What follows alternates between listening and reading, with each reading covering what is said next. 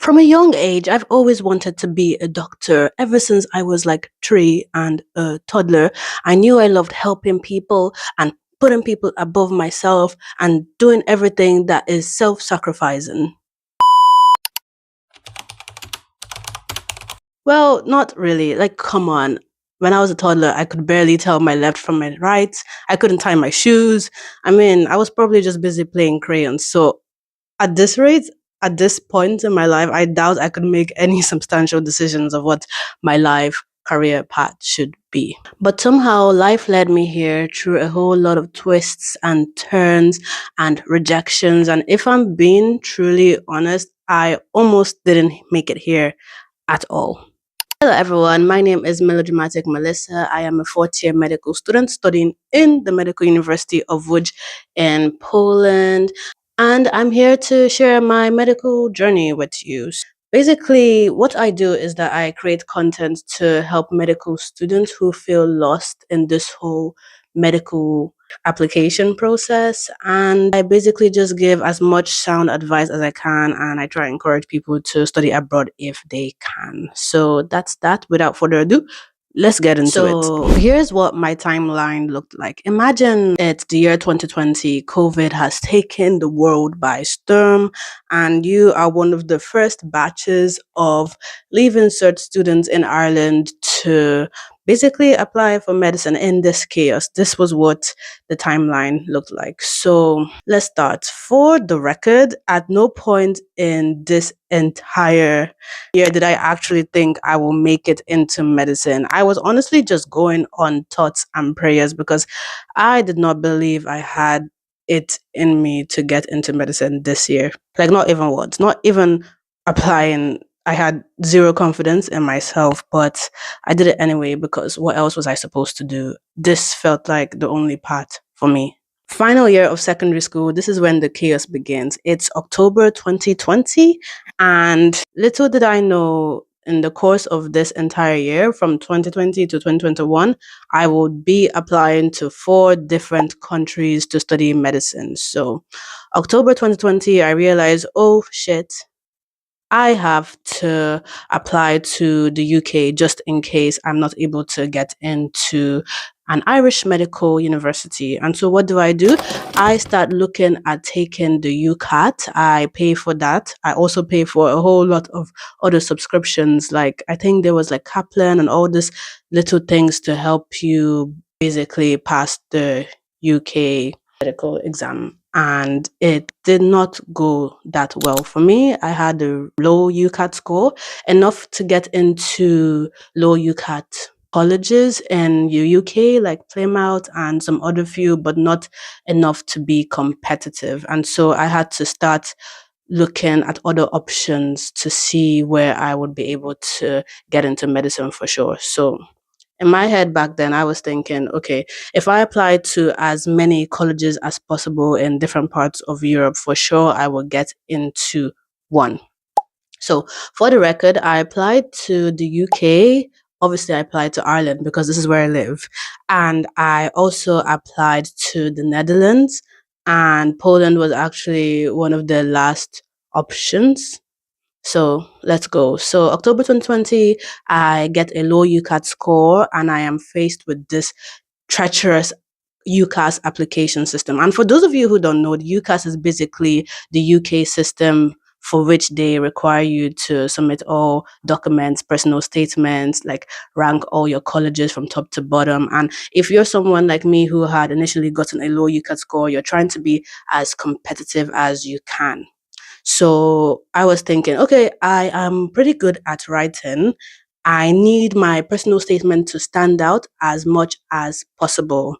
Now, why medicine? This is a question that plagues a lot of medical students because, like, you want to be unique when writing your personal statement. You know, you don't want to say the typical thing I said at the start of this video. I love helping people. I always knew I was, good caretaker person thingy.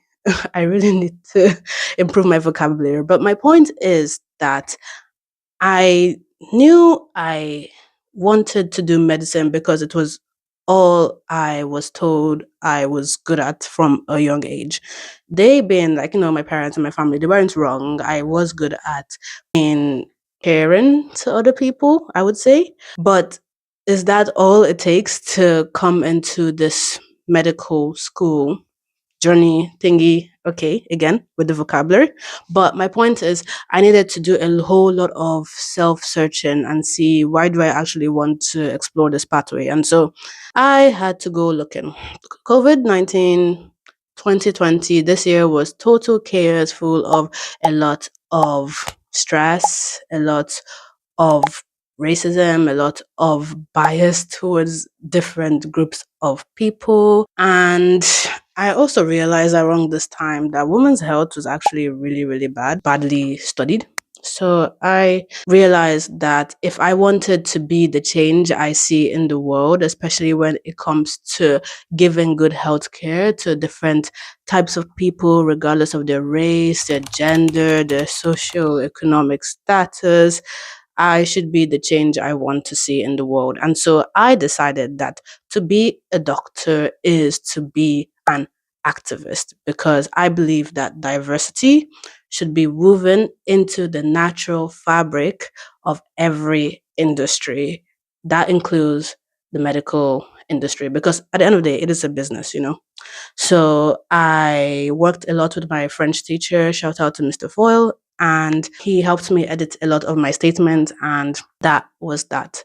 I realized pretty late in the game why I wanted to become a doctor, why it was suited for me and my personality and my activism. Because honestly, if I'm being honest, I'm not just one thing, just helping people. I also like the idea of equality and social justice and everything being fair and equal to people. So if I was going into this medical school journey, I needed something to work for, not just caring for people and helping people. So this was my why medicine. To be a doctor is to be an activist. At the end of the day, we all bleed the same. I had put my full personal statement up on my TikTok. So if you're interested in that, you can watch it. But anyway, this was my medicine. So I submitted it into UCAS and my personal statement. I had ranked different colleges that I wanted to get into. Plymouth was looking like a good option for me at that point because I had gotten a low UCAS score. But nevertheless, I put in Nottingham and all of these other UK colleges that I could think of. So that was that. And then the worst thing on earth happened. So my grandmom passed away and I couldn't even grieve because I was so much under stress of finding a way to get myself into medical school that I couldn't fully process this loss. But anyway, I had to go back to Nigeria, go to her funeral, and then I had to think of my next steps towards going into this medical journey, application, admission, whatever you want to call it. So, yeah, I go to Nigeria, I come back in January, I miss a bit of school, which was online, by the way. I hadn't seen anyone at all for a bit. Anyway, school was online. I start thinking, okay, I'm done with the UK, which was basically doing your UCAS examination, doing your UCAS application.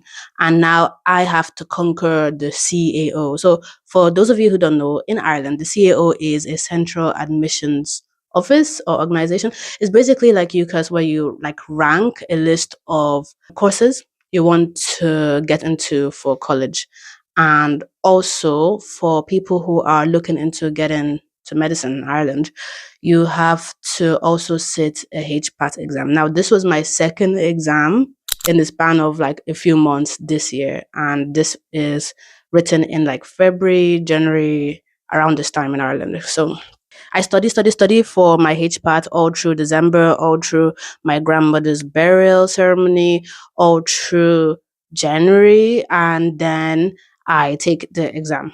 Honestly, I'm not 100% sure how this went. My life just felt like I was just going from one exam to the other, trying to open up as many pathways and roads as I could. So I said the exam, I'm not very confident in it. And this was the moment where I said to my parents, what about Poland? I've heard of it, not an awful lot because there wasn't much conversation about studying medicine abroad in Poland. It's just word of mouth from people who have said, this is a good option if you feel like you will not get as high grades as you need to get in Ireland, then maybe you should consider this as like final option kind of thing, as the back, just in case everything happens, at least you have this thing going on for you.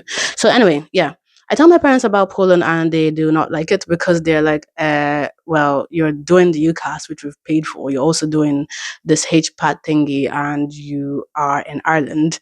So why would you want to go anywhere else? I try my best to explain to them that I'm not feeling very confident, but in an African family, like, it's kind of embarrassing to project that type of weakness and vulnerability. So I just put it to the back of my mind and I chose to just focus on this other options. So I do my HPAT. I don't think it goes so well.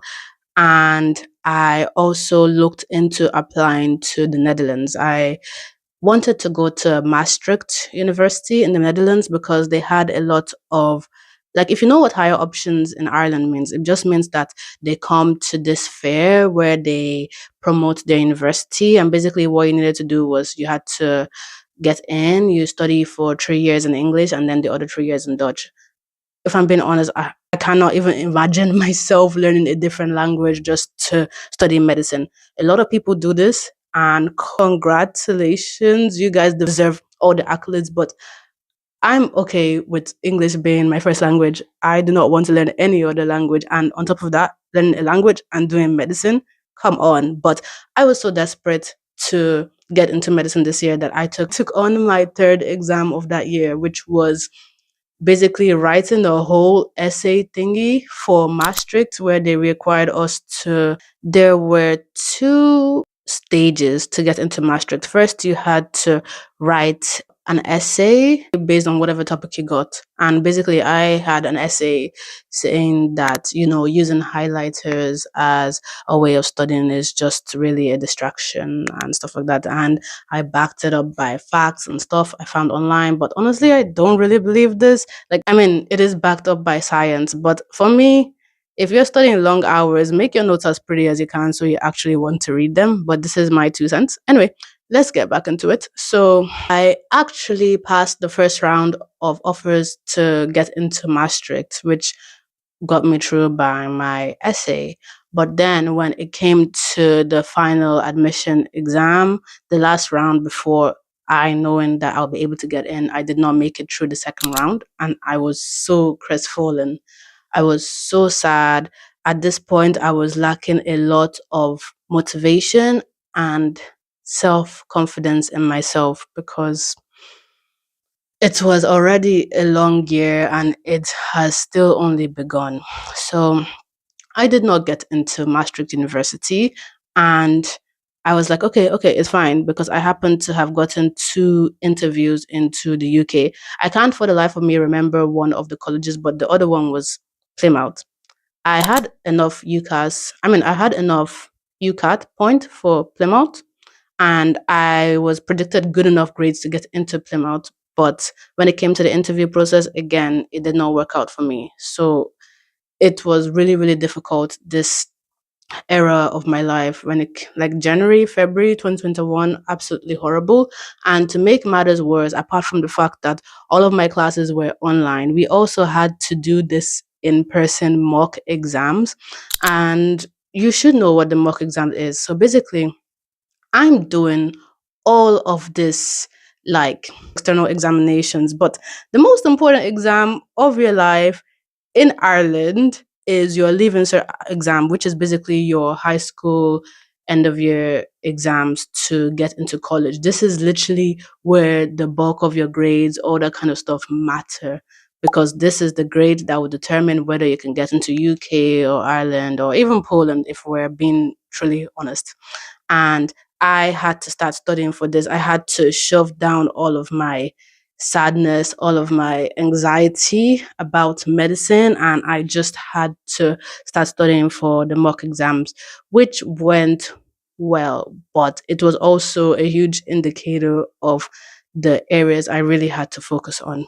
So I'm thinking, okay, so my mock exams went well, but not great because if you know about the Irish system, it's incredibly tough to get into your chosen course. In Ireland, to get into medicine, let me say, you have to have done 7 or 6 subjects in your high school. So in the UK, I know you pick 3 subjects and you do that and you try and get as high as possible. But in Ireland, you have to do 7. And what are the 7? There's 4 mandatory ones. So you have to do math, you have to do English, you have to do Irish, and then you have to do a language. So I chose French. And out of this 4, you also have to do an additional 3. I think that makes 7. Yeah, you have to do an additional 3. And so my additional 3 was biology, chemistry, physics, and I think I did home economics as well. So as a 17-year-old, the pressure was getting worse because I was expected to sit all of these subjects at a higher level, and I was expected to get the highest higher level grade you can, which is a H1. Now, a H1 in Ireland is basically each of the subjects, if you get a H1 in them, it equals to 100 points.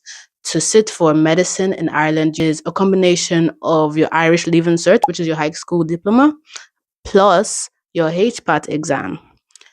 Most of the universities in Ireland keep on increasing points every year. So you are almost expected to get a H1 in everything, and then you are expected to excel extremely well in your HPAT exam. The HPAT exam is scored over 300. Back then, anything over 150 and above was a great grade for HPAT. So, in combination, universities in Ireland are looking for you to get over 600 points in your Living Cert and get over 150 points from your HPAT exam. So, in combination, or if we're adding these two together, we're looking at 750 points. Now, not everyone is getting 750 points in Ireland to sit medicine. So, everyone usually tries to get as much as they can in their Living Cert and then hope for the absolute best when it comes to the HPAT or repeat the HPAT next year. So, anyway, you get the point because for all the other courses in Ireland, medicine is the only one that requires this HPAT extra exam, and I was running low on a lot of points. So yeah, so the mock exams come. I do okay, but not great because your best is not great if it's not all H1s. Bear in mind, I was really good at biology, I was really good at chemistry, I was really good at home economics, but all the other grades were okay. They were like H3, H4. They were okay. I was not bad at any subject, but I was just not ridiculously good at all of them, which is a lot of pressure to ask for people who honestly just want to get into medicine. So, anyway, this is how it went. So, after my mock exams, after we came back to school from having all of our subjects taught online, I think it was one of the saddest I've ever been in my life. Like, I had to come to terms with being just very, very sad. And I had to face the reality of rejections, having gotten no offers from the UK. My Irish Leaving Cert is not looking that good. My Netherlands option is basically in the dust. I was the saddest that I've ever been. And I just had to keep at that because the Leaving Cert was only a few months away, and I still needed to do my best that I could possibly give at this moment in my life.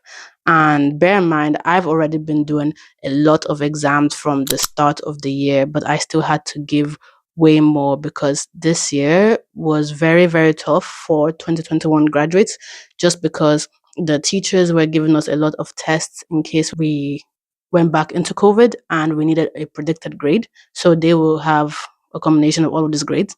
And also, we also needed to study for the eventuality that there is no COVID anymore and we can have in person exams. So we were studying a lot, and my studying was very scattered, if I'm being honest. It wasn't great.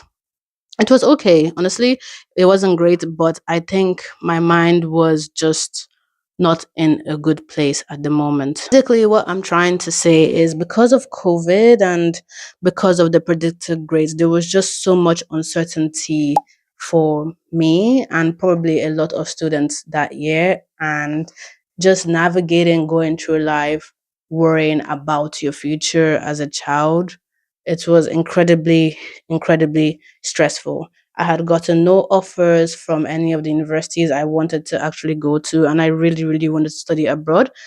And still, I was faced with this dreaded leaving cert, this exam, one exam in my life that will basically alter the course of my entire future if I don't do well. So, yeah. Also, we had a really good guidance counselor in my school back in the day, and he made sure to tell us that, look, the reality is not everyone gets their course, and that's just how it is. There's not enough seats for people who want to do medicine, and even people who get all of this grades, people who get in over 730, 750 points. It's not a guarantee that they will go into college that year because, come on, Ireland only has like five medical universities in the country. So, he encouraged us to put a few subjects into our CAO, into our UCAS, like, for instance, biomedical science. So I didn't want to do any of the subjects that I didn't like. I mean, courses. I keep on saying subjects. I didn't want to do any of these courses that I didn't actually like, but it's encouraged to put in courses that you will be able to get into that year as well if in the eventuality you don't get into your chosen course, which is medicine. So I put in a couple of biomedical sciences in different universities in Ireland, in Maynooth and Galway. I put in biomedical science in my UCAS, which was in Queen's University Belfast. And yeah, so I sit my leaving cert with the help of two very good friends back then. And somehow, I was able to do some of my in person exams because back then we had a choice to either do the exams in person or just stick to whatever our predicted grades was now. I'm just happy that I was able to survive this entire dreadful year because it was not easy worrying so much about different exams as well as having to sit the most important exam of your life. If you're Irish, you understand that the Leaving Cert is the hardest exam you will ever have to sit in your life at that age. Anyway, even people in their 30s, they talk about how they hated their Leaving Cert and it was the most anxiety filled year in their lives. So they would never ever want to do it again. And this was what we were experiencing. So I did it. I'm so happy. I'm able to at least get a bit of break from this back to back examinations I've been on, this hellish ride of medical school application. I finished my exams and I'm happy and I'm able to rest for a couple of weeks, but it's not true resting because you are so scared of what those results will be. And the Leaving Cert grades came out in August. And I did not get any offers into medicine. You are not. What a shocker. I did not get any offers into medicine, and not only did I not get any offers into medicine, I got my absolute last choice in the CAO, which was studying biomedical science in Maynooth University. So CAO didn't work, Ireland didn't work. What about the UK? I also did not get any medicine offers in the UK. I got a biomedical science offer in Queen's University Belfast. So retrospectively, this was actually okay. Like, if I didn't get into medicine, I probably would have gotten into medicine some other way or form. But at this point, my entire world just crumbled. I couldn't even tell my parents my grades. And okay, come on. Like, what was my grade? I think I got 545 points or 550 points, which is kind of good. Like, in Ireland, getting over 500 or even 550 in your leaving cert is amazing, considering the highest you can get is 625 points. Bear in mind, I did all higher level subjects and I was able to get this high amount of points. But was it enough? No, no, it wasn't enough, because in Ireland, you need to be your absolute best at every single thing to get into medicine. And that was just not me. So I didn't get in. I cried so much and I started panicking a lot. The worst part about it was that I considered briefly whether I could do biomedical engineering. This is because, like, I needed 5 extra points at that point. I needed 5 extra points to get into biomedical engineering. And I remember thinking maybe I should look for another pathway, something that would make me seem less like a failure, something that will make my parents proud of me. And so I needed 550 points back then to study biomedical engineering in Galway, NUI Galway, we call it, a university in Ireland. And I was thinking, okay, even if it's not medicine, surely engineering is also as good, right? Because as an African child, I would say African child, as a Nigerian child, you only really have three pathways: lawyer, doctor, engineer, maybe accountant, maybe nursing. But like, to get your parents on your side, you really have to choose like good career options according to their standards. So I felt like if I didn't get into medicine this year, maybe biomedical engineering will be okay. It will be acceptable. It will make me feel less like a failure. It will make me feel like I'm deserving of something at least. I guess I considered biomedical engineering to please them, and make myself feel like I'm worthy of something. So, leaving cert comes, and you already know the gist. I did not get all the points I needed. I missed out on biomedical engineering by 5 points in anywhere I go. I mean, it was probably for the best. I wasn't that good at math or physics. I was good at it in the sense that I took it in high level and I got a H3 in it.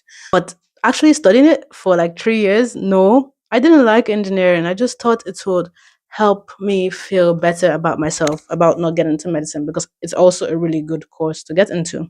I didn't get into biomedical engineering in Galway. I was absolutely being upset is not even the word I can describe it as.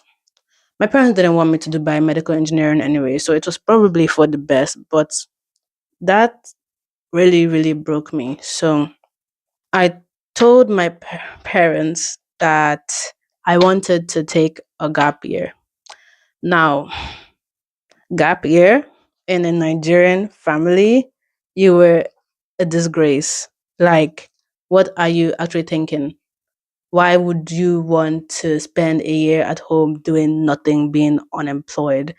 Choosing to take a gap year in an African home is like the most looked down upon thing you can do as a career option, because African parents, they like to brag, they like to show off and tell other people that my daughter is doing this, my daughter is doing that.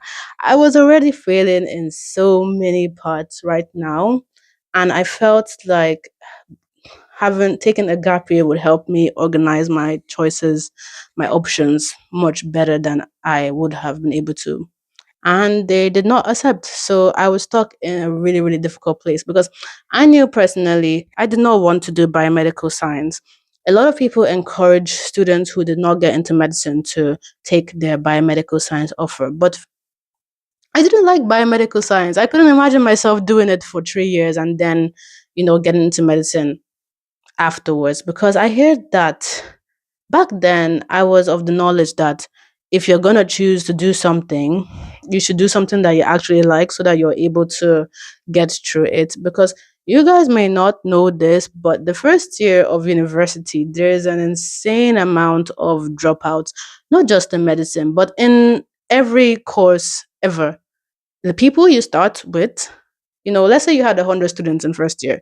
You're not gonna have 100 students by the end of first year. Talk less of a whole 3 year degree. So I did not like biomedical science. It didn't align with my value. Now, apart from the fear of failure, there's also this weight of being the first everything, especially in an African household.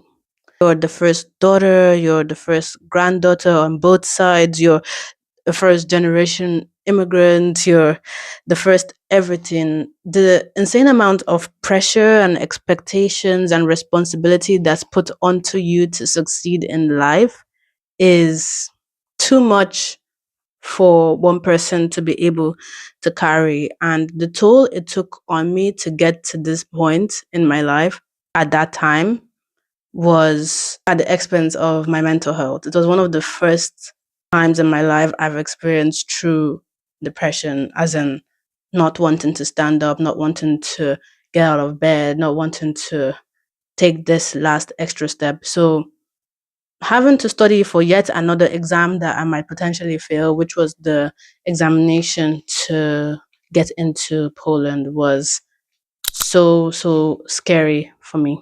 Actually, one thing I didn't say was the toll it truly took on me. I've explained the journey of writing my leaving cert, but I didn't fully tell you that at some point, like studying for the leaving cert became a serious problem because I didn't want to do it. I was crying very, very often because I didn't have the energy to study for yet another exam.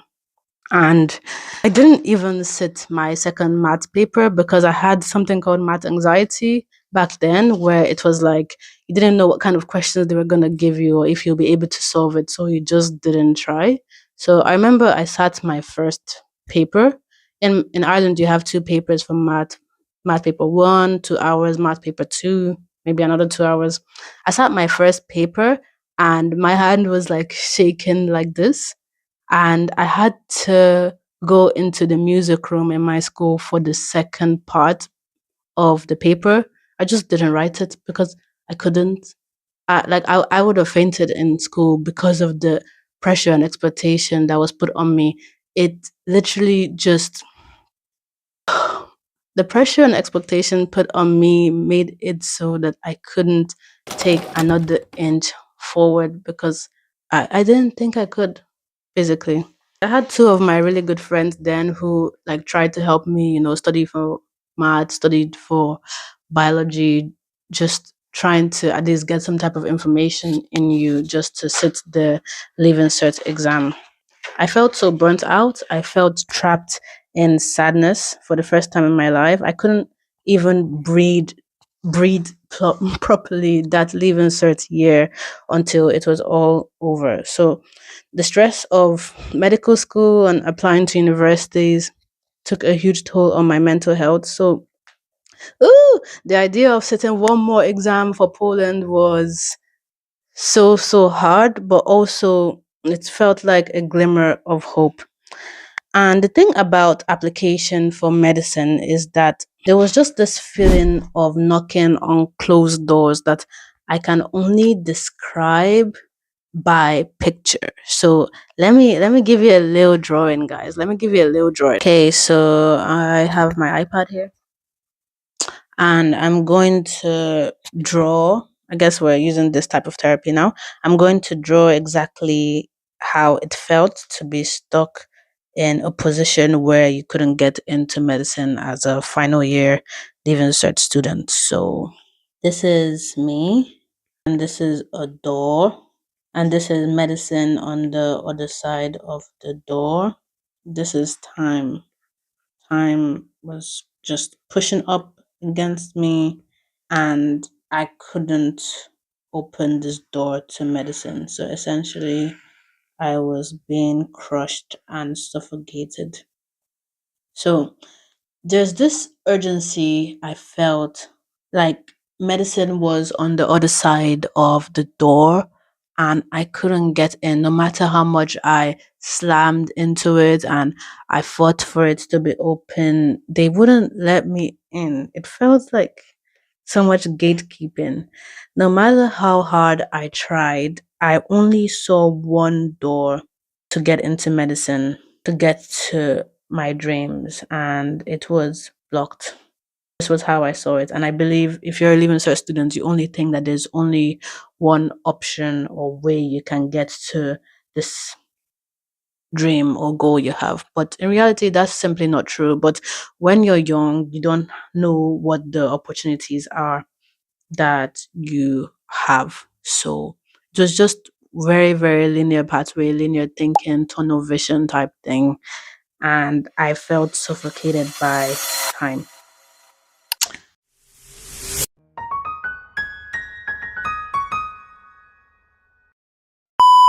So this is it. I don't know. Can you see that? Yeah, yeah. You can see this. I'll probably put it on the screen.